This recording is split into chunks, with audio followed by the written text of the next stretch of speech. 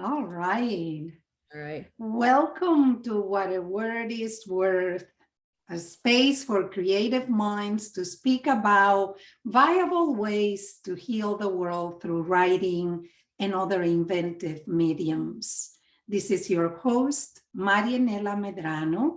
I am the founder of Palabra Training Center, where words are giving us medicine. And today it's a special day for me at so many levels. This is the first time that I actually have two guests, two for the price of one. No, I don't think I can say that. Two very valuable guests. And two people who have co-written a book that to me embodies both loving kindness and common humanity as two forces that when in action, when in tandem, can heal collective and individual trauma. Their book, Fighting Time, is a depository of love and trust in humanity, among many other things. So Dr. Amy Banks is a Harvard-trained psychiatrist and founding scholar of the International Center for Growth and Connection, and author of many books aside from this one.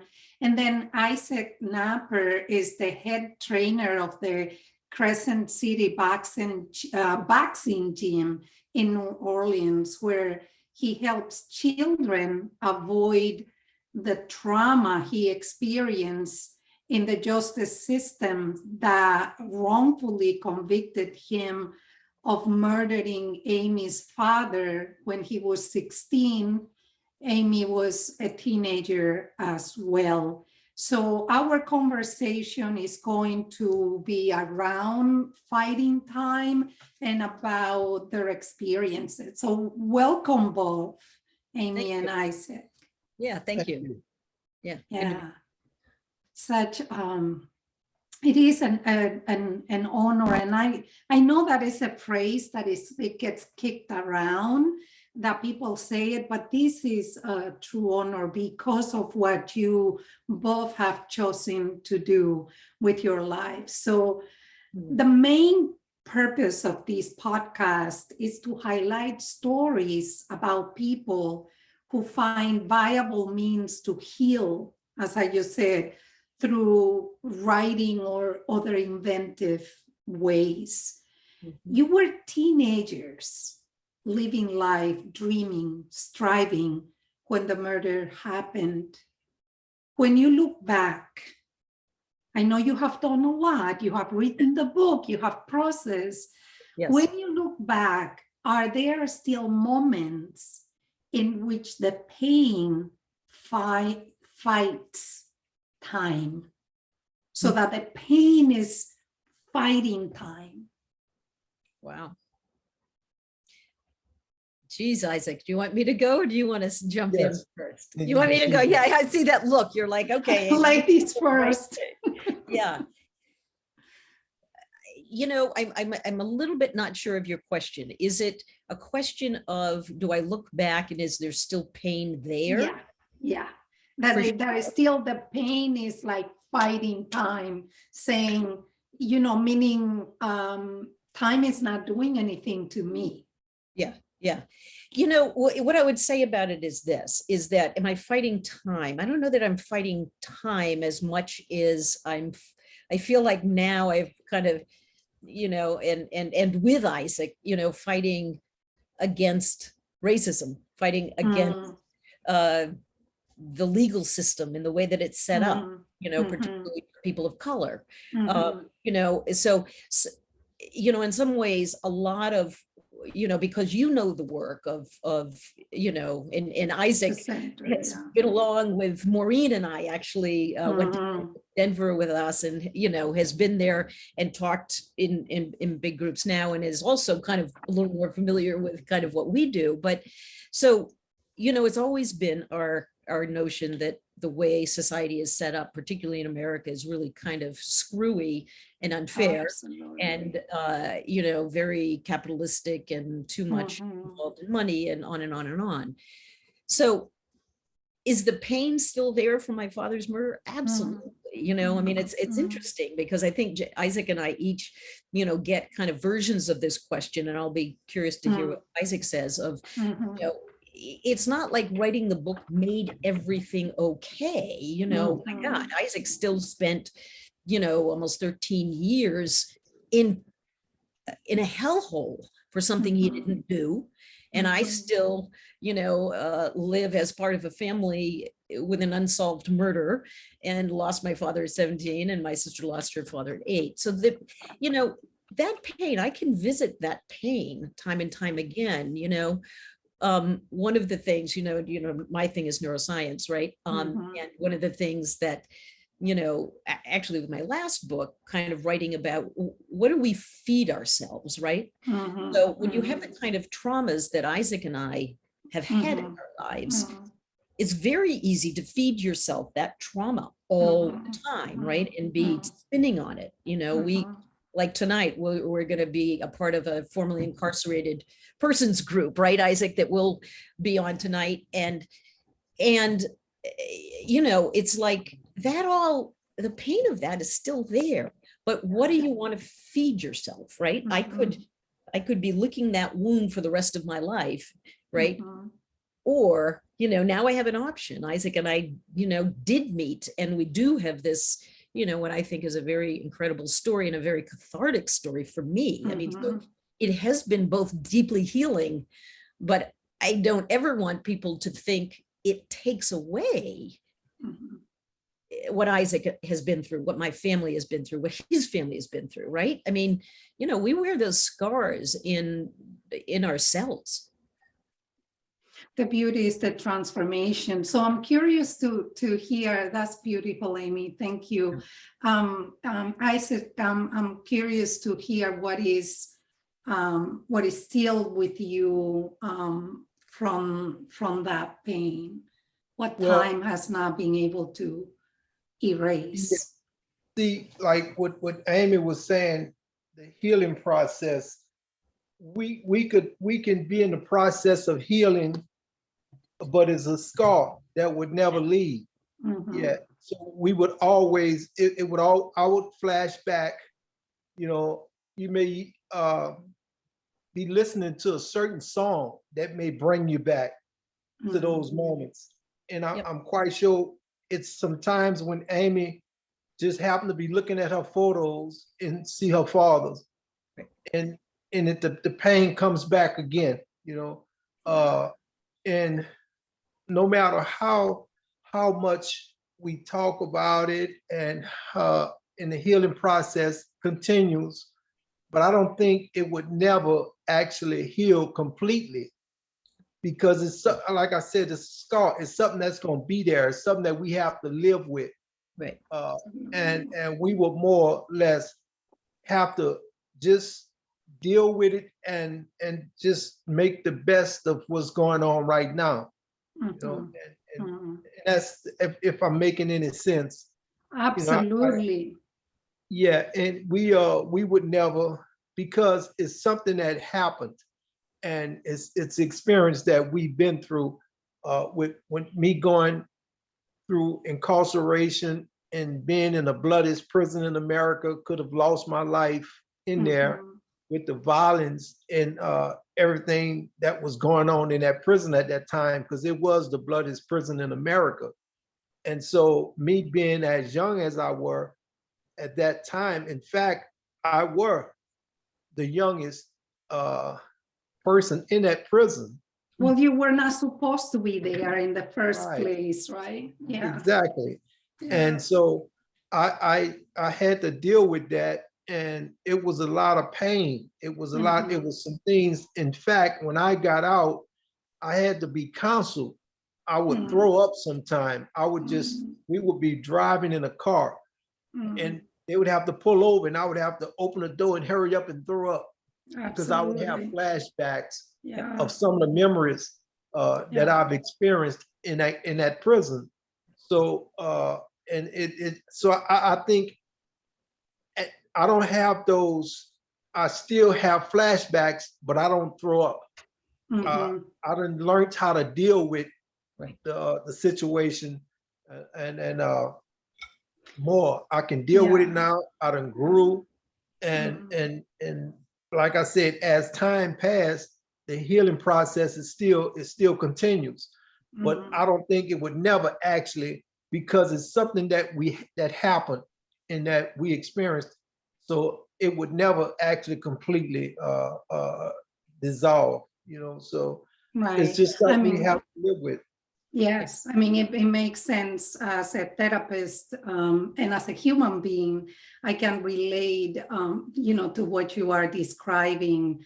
I guess what we are able to do is metabolize and find gracious ways to process the things, but the scars are always there as markers, as reminders. And, in the book, Amy, you highlight what one can call racialized invisibility.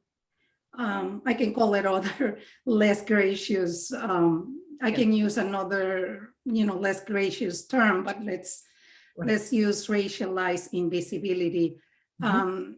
When you met Patterson, and you said how up in the book, you talk about how appreciative you were for the things that he shared with you, but also that you became so aware of how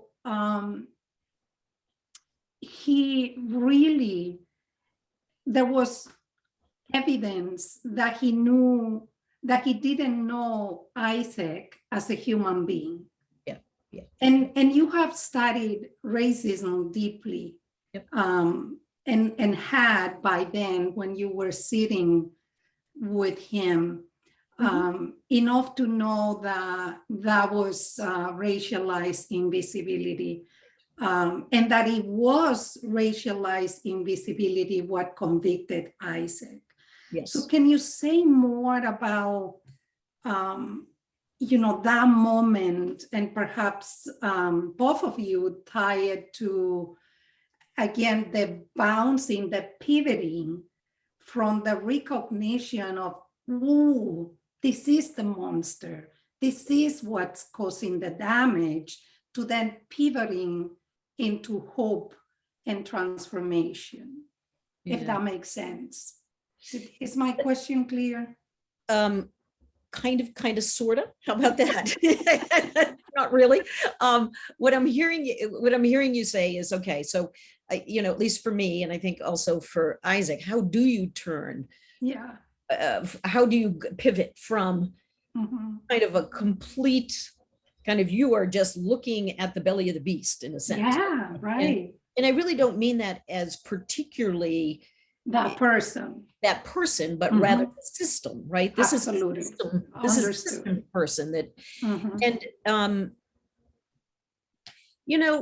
it's a good question. How do you pivot? I mean, what that meeting did. So the meeting, as Issac, this is a meeting when Nancy and I came down and first met you, right? The one that's in the book. And it's interesting because Patterson a number of months ago sent me a big letter with, kind of a, I think it was a little bit, how dare you write this book without checking with me, understand, but also these are all the things that you're not taking into account about me, right? And it was really interesting, a democratic family, right? So a more liberal family, one that was interested in these kind of issues, a grandfather and a father who supported John Kennedy, which is of course a little bit of a, kind of reference to a more liberal agenda in America, right? I mean, kind of kindness and all this kind of stuff. And, and of course, what he's missing is none of that protects you from racism, right? All right. None of it, right? So, I'm not, this wasn't a, oh, Dave Patterson is a racist, this is horrible. It was, oh, we live in a racist system. This is horrible, right? And each one of us. So, for me to be able to, and I think I do this in a couple of places in the book, to have to also own and take account of the fact that, my family, we weren't overtly racist, right? You know what I mean? We weren't out there talking about that, but by nature of being raised in Bangor, Maine, where we didn't isolation to other cultures and all of that, it was just very homogeneous, right? We had class differences, but that was about it. And so to really be able to just own that these are the default programming that we all just get into us, right? Even as white people, and that it takes work and self-reflection to own those places and see them. And so, for me on one place, it was like, why didn't we ever question, when they said, oh, we have Issac Knapper and he's the one, absolutely he's the one. And, like, where was our thought of, what, the 16-year-old boy did this? Like, what are you talking about? What's the evidence? What's the, we just took it because it was more good guys and bad guys, right? Do you know what I mean? And that was sort of the simplicity of it. But to be able to really appreciate and go down deep into the levels, and so Dave Patterson's writing to me and telling me, hey, I was a junior on that case. Fine. That also doesn't excuse you any more than it excused me. When we all have to take responsibility, right? Right. And the fact that you are continuing, despite the fact that it's, what other proof do you need, that Issac did not do this? Why are you still keeping the lie afloat other than to protect yourself and your own image, right? So, but anyway, so from that, to me, I think, despite what's happened, and, it's funny because Issac and I think often will talk about, we have some similarities despite the tragedies. I think we both actually end up being kind of optimistic people. Would you say that, Issac? I mean, it's sort of like, pretty good at making lemonade out of lemons. I mean, however you want to say it. And so, in some ways, I didn't know this when I met Issac, but, in a lot of ways, when I met him, I met somebody that feels so familiar to me. You know what I mean? I mean, that's been one of the really... That's the common humanity, right? Like, seeing you in the other. Well, right. And really, to see that we have such similar hearts in a way. And, that to me is very, very hopeful. And, to be able to sort of think about telling our story as a way to get other people to think about this stuff, right? Yes, to change the legal system and the political system and all of that, but just to really think about your impact on it, and I think that to me is always a hopeful thing, even in dark times. But also the making the lemonade, when you only have half of a lemon, that in this case, you pivot into action, into really, deepening your convictions about creating a justice, a more just world through relationships. I mean, that's the beauty, is that, the work that the two of you have done. I was thinking, in a way, Issac, by coming into your life, the way he did with the openness, he brought evidence-based work, data to the whole body of work that you have done. Right. Absolutely. Like, absolutely. This is it. This is it. And you saw it. So, okay, the other thing is it takes one to know one, right? You could have been oblivious to that, but you didn't. Right. What do you mean takes one to know one? I'm not sure if you, Well, because that was in you, the awareness, the seeing the other, the compassion, the thinking about, that was in him. And there's so much evidence in the book, right? That's who Issac is. Yeah. right? By nature. Yes. But also that's who you are. Right. Yeah. I'd agree with that. So, yeah. Yeah. Yeah. So the way that I see, then we can say you have pivoted by deepening, engaging more and more into the work of social justice, and through the work that you do as a psychiatrist, which has changed, right? When we talk about the relational connections that are healing, that are the medicine that we need, right? You were doing that social justice. Right. Yeah. So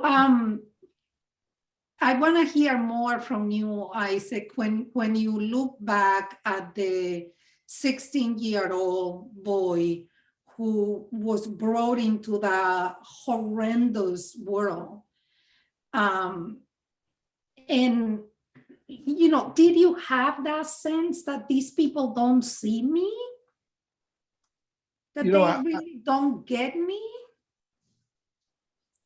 At the time when they arrested me and I was in the process of going through the court system and everything, I believed that it's just like with Amy and her family, for example, when they came to them and told them that they arrested someone for that murder of a father, they didn't question it because they believed in the system. They believed in, well, I guess that's what they do.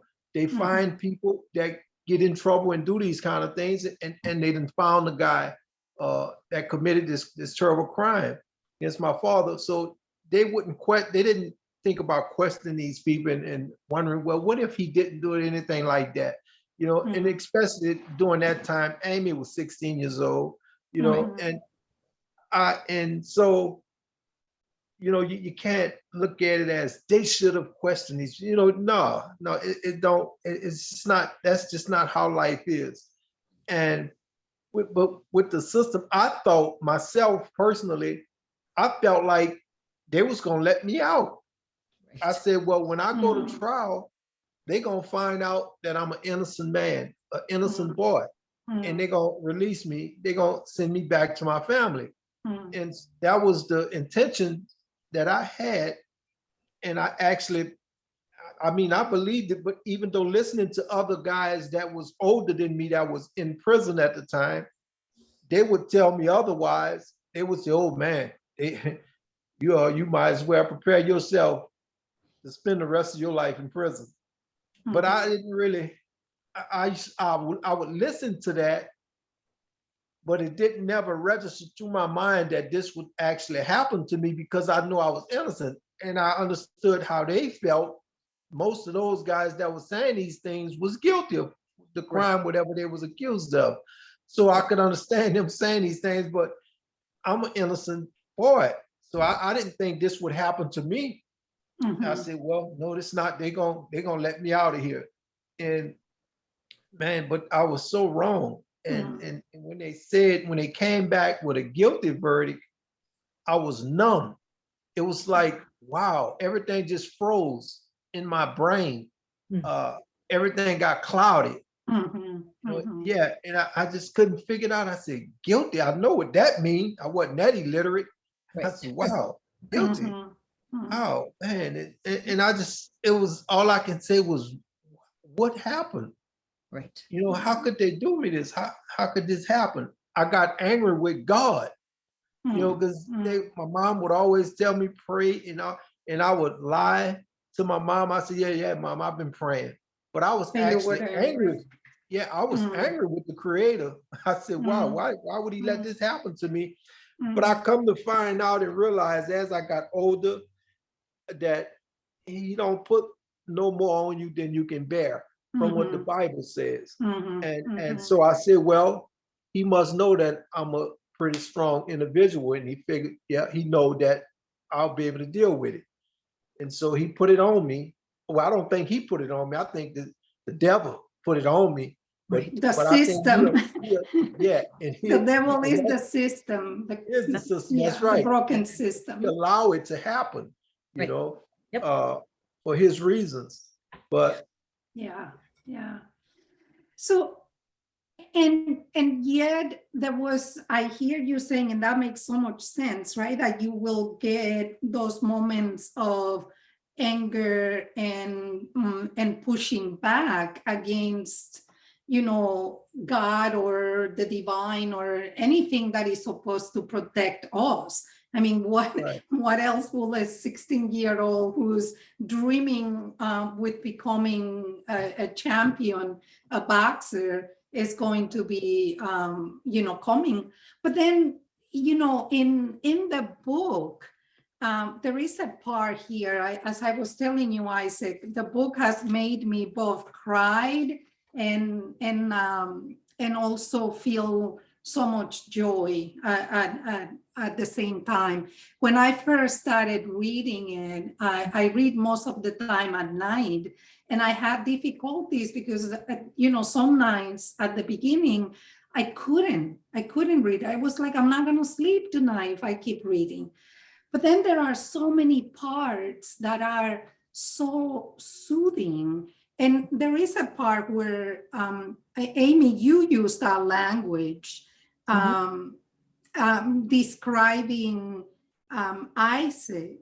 And when you finally met him, you said that he spoke with surprisingly soothing balm, that his words were that to the pain. And then you describe what he says. So this is what Isaac said to Nancy. Yeah. I kept thinking of you when I was in prison. When I first got there, I already knew Dr. Banks had a young child. I wanted to reach out to you to see what I could do to help. So that's the vivid image depiction of compassion, of true love. Yep. To me. Yep. So, I agree. right? And you caught it again, Amy. It takes one to know one. So you heard it and you immediately, you know, caught it. Isaac, despite what I'm saying, which makes so much sense, what you were saying about being mad at God, when you look back though, who taught you love and compassion? Who in your life planted these beautiful seeds that had blossomed in you? That's yeah, easy. yeah, that's Amy can answer that for me. That's clear. I think I know by reading Yeah, the that's book, clear. but I Right. want the audience to know. Okay. Yeah, my mother, Yeah. my mother she's all that you just described. She's so compassionate, loving, and she's someone that you would meet and you would never forget her. You know, she's that kind of lady, and she, like I said, she's very compassionate. She's honest. You know, she's very spiritual, and she's one of the nicest people that you would ever meet. And my father, he wasn't too much of a bad guy, but he wasn't my favorite. You know, and so he was my brother's favorite. You know, my brother looks like my father and act like him and everything. So so he has my father ways and everything, and I have my mother ways. I'm more of a mama's boy, and you know, I'm real close to my mom. I make sure I see her almost every day or every other day. I'll go visit her. I'm gonna call her every day, and she's gonna call me if I don't call her. So, and I'm real close to my mom. And my mom, I think I get all that from her. You know, she installed that in me, and I you know how you inherit a certain way, I guess, is in your genes. Yep. I think I got all that part from all that comes out of my mom. You know, my mom she's just a nice person, and I never heard my mom say a cuss word in my entire life, and I've never actually seen her get upset before. You know, and if she did, she wouldn't let us see her upset. You know, she's such a strong lady, and she just takes everything. She holds the world on her shoulders. Yep. You know, and she would just take it all in. You know, before she allow us to fall weak to her, to whatever may be going on with my mom. I watched her work when I was a kid. I watched her work like 3 and 4 jobs, coming home and have a 5th job when she get home to feed us, you know, and she'd be tired. And my mom did that all my life that I can remember. And I've always had such great respect for my mom. And I never let her see me get angry or use any kind of profanity around her, you know. And I take so much after my mom, you know.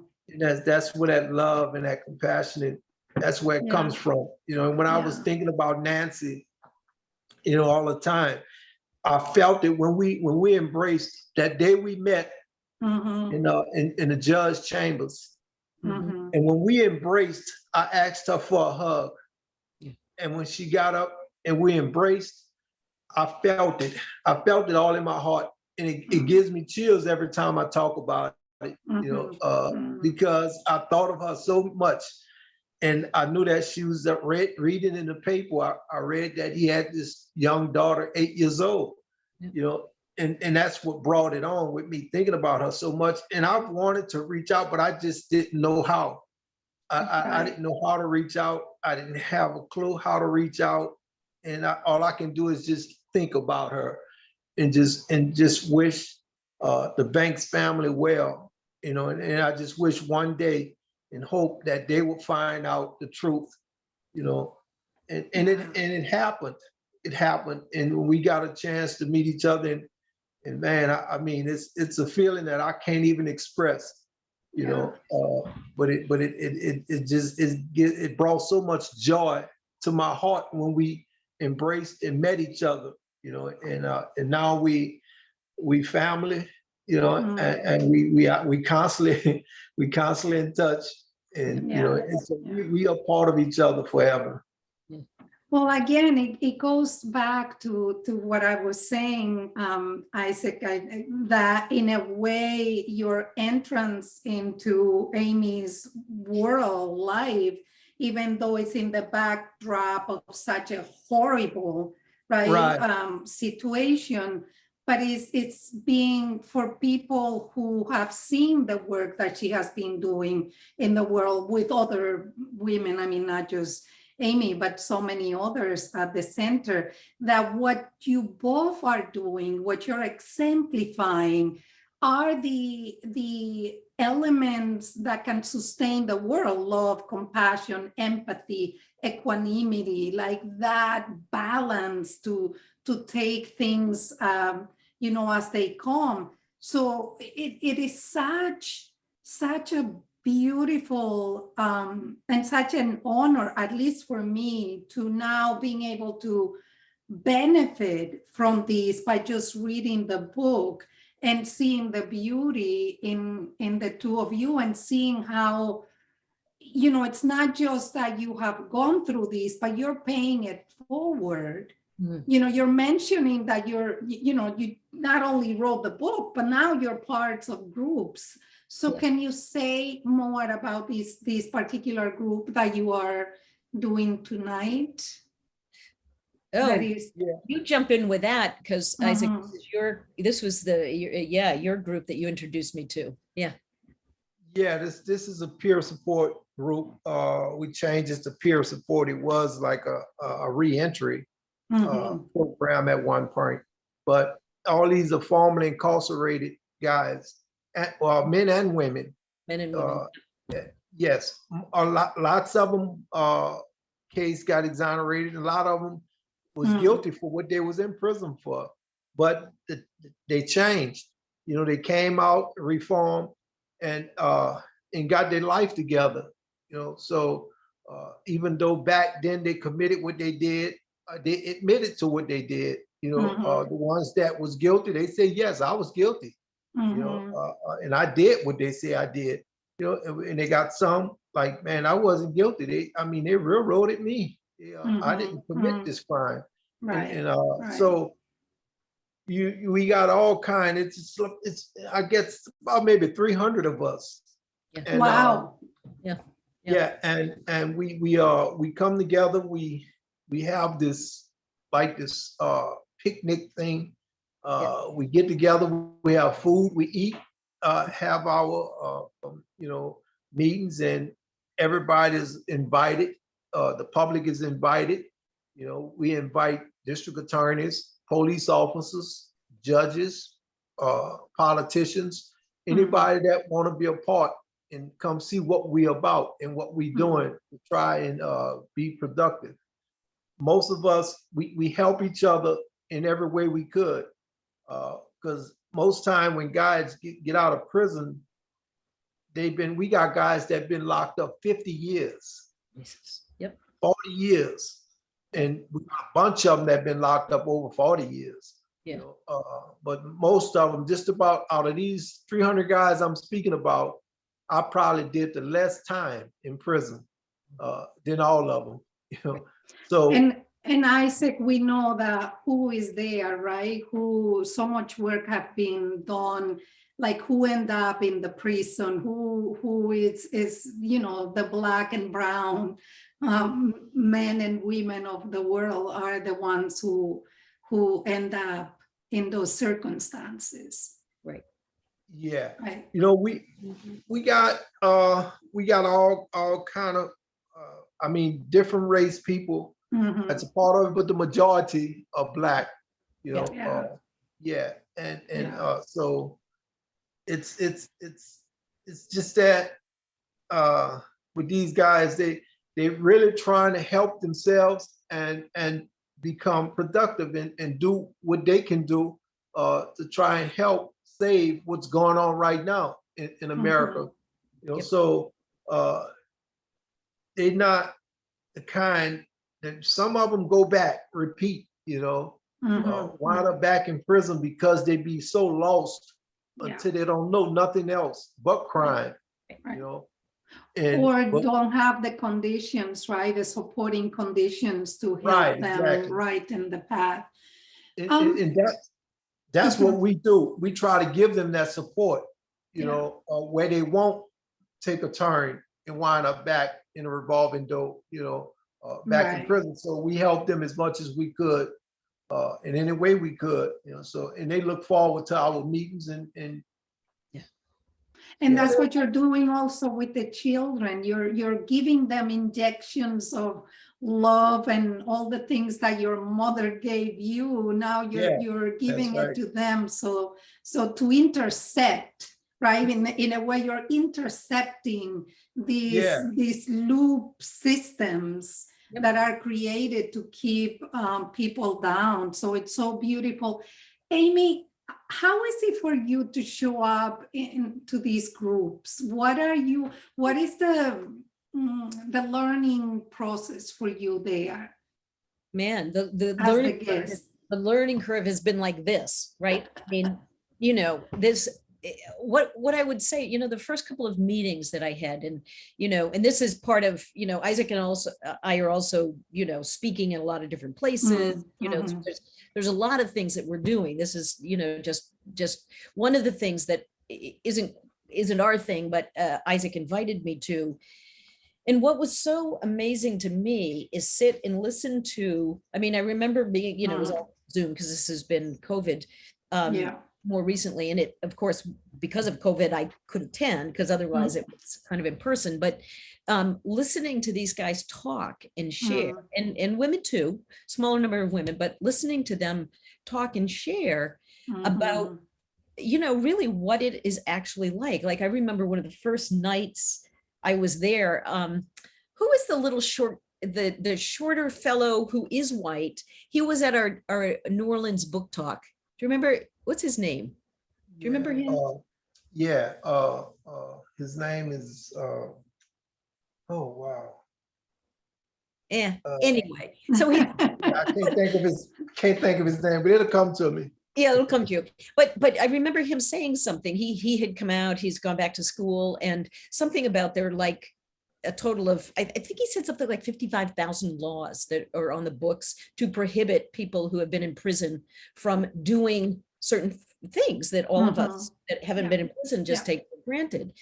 You know, and so, you know, there's all of, you know, so here Isaac was wrongly convicted, and you know, as you say, there's some others that are rightly convicted, but you know, there isn't a sense that you serve your time and then you come back out and you get reintegrated in society. And so what I was so impressed by and continue to be is the heart and the mind of these folks who are setting up these support systems. So guys have come out, they've made it, they've started their own business. And then when other folks come out, they'll hire them, you know, help them, you know, get on their feet, get a place to live, you know, all these things that you don't necessarily think about, right? It's the collective paradigm, though. That's what they're exemplifying. Absolutely, absolutely. You know, and so, but also, you know, of course, listening to these guys and listening to the pain of it, you know, and their ability to just share it, you know, and be vulnerable in this setting, you know, when the world has shunned them, the world, and by the world, I mean the American, you know, American corporal system, have shunned them, banned them, put them away, and not made it easy for them to come back in, you know, and to listen to the ways that they're bonding together, vulnerable, sharing the pain of it. You know, this guy Tatum, who is running the program, you know, he also has been in prison. He was shot in prison. He's paralyzed in a wheelchair, but still he came out, went to school, and has started this program to help these other folks that are coming out. And so, you know, all of a sudden it's like, you know, what I want to say is, because I know the dominant narrative and how vile it is, right? About what is said about the people that go to prison, right? The stereotyping, the judgments, all of that, the dehumanizing that happens, right? That they just then face again on the way out, right? You know, and to see, again, it's like one of those kind of, it's like autocorrect. It's the system that is screwed up. It's the system that is sending these messages that are, you know, keeping people in poverty, that are, you know, I mean, where do we start? I could, you know, we could go on and on and on. I mean, there's so much that's broken about it, right? But to see these people coming together and supporting each other has been incredibly moving, and moving is too trite. I mean, and I'm imagining validating as well for you, in the sense, again, Amy, you, Maureen, June Jordan, all these women who were doing this work. When I came into this country, I came from a collective culture. I knew that the collective was the hope, but nobody in mainstream America was talking about that. And then I came across your work, and I felt like, I can breathe, you know, there is hope. There are people who are seeing this, right?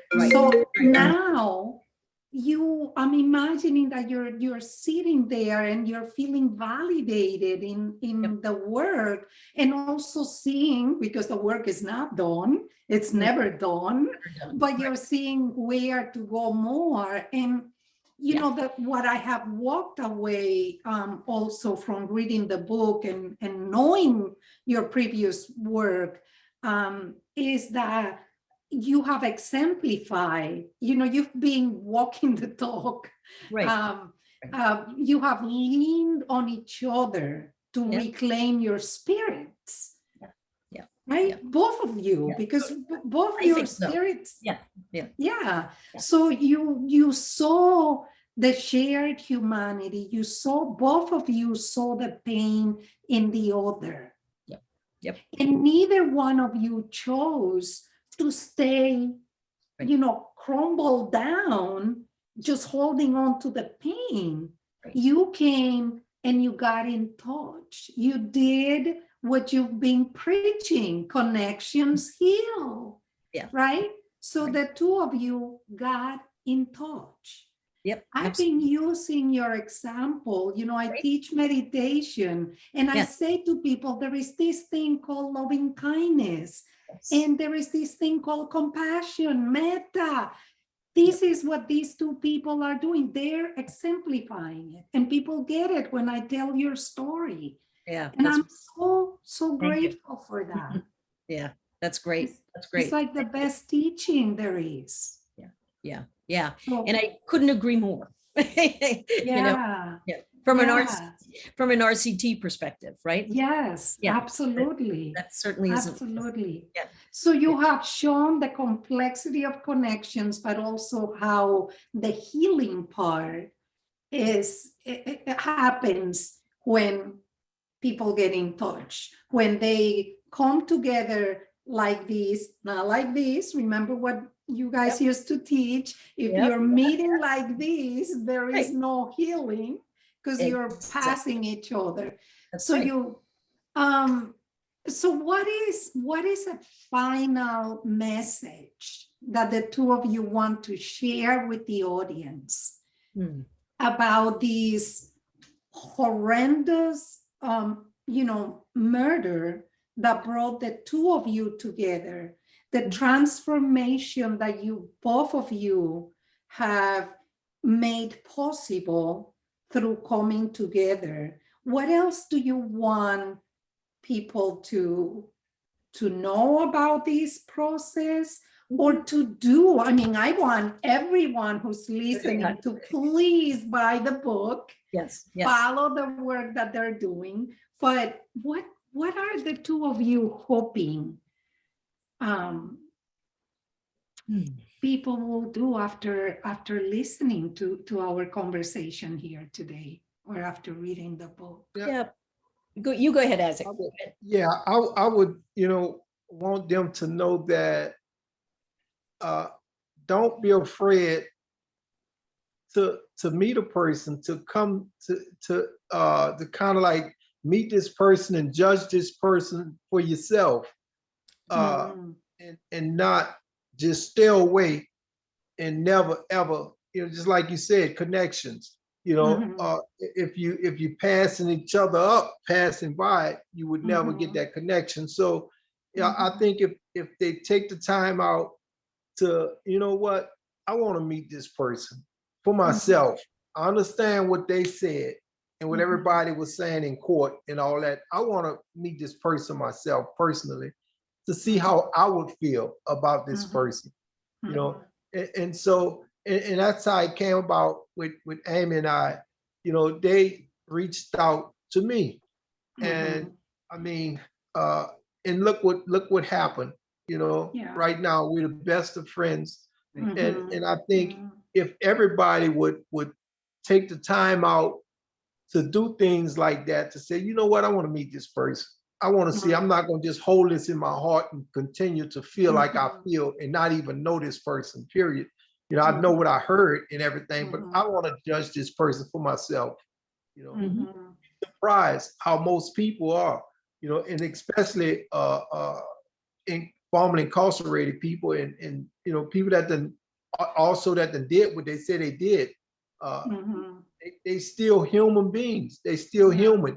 And most of them is very intelligent, and they very forgiving, and sometimes prison calls them to be the way they are. And it helps them in so many ways to change who they are, because you can change, people can change. And I've met so many of these brothers and sisters that was formerly incarcerated that at one point, like another guy, he went to prison, he had 4 years, wound up with 3 life sentences. because he killed 3 people while he was in prison. Right. You know, and he wound up dying. He just died recently. Yeah. He died in prison. He was there like 40-something years, but he went there with 4 years. He was young when he went there, and a guy tried to rape him, and he killed this guy. Yeah. And he went on extended lockdown. He was locked down for like 3 years in solitary confinement, and they gave him a life sentence for killing a guy, and they put him back in general population. Same thing happened. Another guy tried to take advantage of him, and he killed him. You know, so he wound up with these and he didn't have but 4 years to spend in prison, and he wound up doing 40-something years and dying in prison. You know, and he was just trying to defend himself and protect himself. You know, and he was a real good guy. You know, Darryl Summers, his name was. And so it's so many of them like that. You know, another friend, Duck, he killed 3 people in prison, and you know, but he home, he made parole. You know, and he changed. All he do is do the hobby craft work that he learned how to. That he was like 15 when he went to prison, and he did 45 years. And he killed 3 people while he was there. But he did 30 years without getting in trouble while he was there, and they let him. He made parole, and now all he do is sit in front of his house, do his hobby craft work that he did in prison. You know, make chairs and make furniture and stuff like that. You know, and that's, he don't go out, he don't go nowhere. He tries to get him to come out sometime, just to come to the peer support group. You know, to get him out the house, because he used to just peep out the window. He'll look out the window and if somebody come out the house, that's a big improvement. Yeah. Right. So that's the beauty, right? That the 2 of you, with the work that you're doing now, you are reminding people of their basic goodness, right? That we are intrinsically good, and that circumstances might change, might deviate us from the inherently goodness nature that we are born with. So yeah, that's such a beautiful invitation. Amy, what do you want to say? Yeah, I mean, you know, the only what would I add? I mean, to this, I think, you know, I think obviously I want people to read the book. I want people to try to put themselves into the book. You know what I mean? That's what I always say. I have people embody, you know, what would you do here? What would you do here? What if this? Have you seen that? You know, and, you know, so it's a book that I want people to cry over and get joy. Absolutely. I want it to be, I want to say provoke people, and I don't mean it in a bad way. I mean to provoke them. No, but we do need to be awoken from the dream of, to really be thinking about these issues, thinking about where they can intervene in their lives, because this is happening in every town, in every city, in every state in this country, right? And that, you know, I mean, I think our story is, you know, I think it's fairly poignant in certainly the way that it is, where it's going now, I think, you know, is incredibly rewarding. And I mean, it has changed my life, right? Entirely. But I think we both want it to change other people's lives. I want it to change how people think and how people feel and how they educate themselves. And if they don't know or they're afraid, who are they going to talk to about it, right? It's not, we're in a crisis around this, right? Absolutely. We're in a crisis. Absolutely. This is about life or death for all of us. And if for we all of us get it, that this is that the world is a collective society, right? If we don't get that, we're all gonna die. And this is one lane that we're trying to make an impact on, right? People are being hurt and violated to the nth degree, and it is insane, right? You know, so I want people to think more, to feel more. Yes.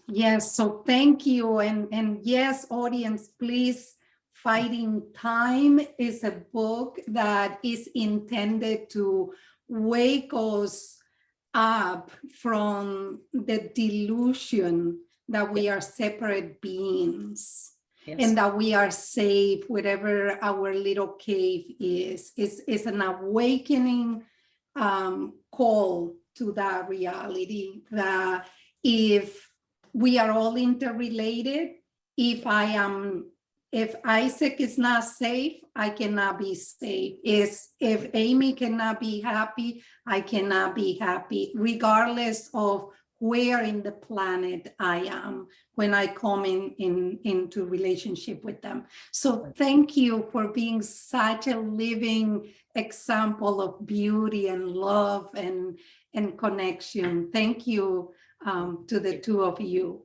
Thank you for having us. Yep. Yes, and thank you for listening to What a Word is Worth. You can access today's interview at Anchor, YouTube, and other platforms. And if you are interested, hit the subscribe button in your podcast app. And also, if you find this program beneficial, if you obtain something from this program, leave us a review.